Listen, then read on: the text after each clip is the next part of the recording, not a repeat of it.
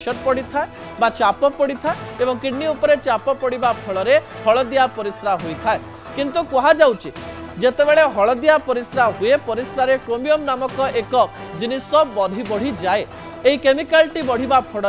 हलदिया परिस्रा हुए अधिक समय पर्यंत जदि आपण पानी न पीबे ताले हलदिया परिस्रा हेबार संभावना अधिक रही किंतु एहारी मध्य जदि हलदिया परिस्रा सहित परिस्रा अत्यधिक दुर्गंध हेउची एवं परिस्रा करबा समय कष्ट हेउची तबे एहा किडनी रो एक बड़ रोग हेई पारे एहाकू पेट गरम होईची बोली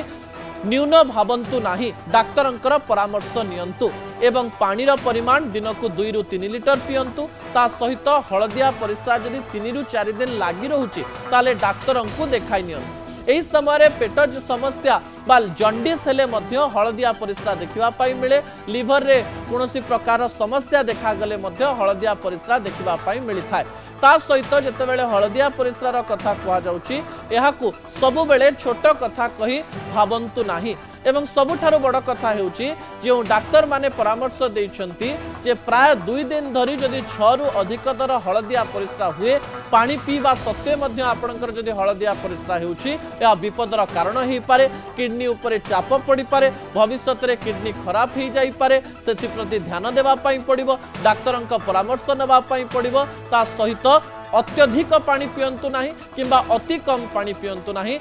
दिन को प्राय 3 रु 3.5 लिटर पानी पियंतु जा आपण शरीर को सुस्थ रखि पारे।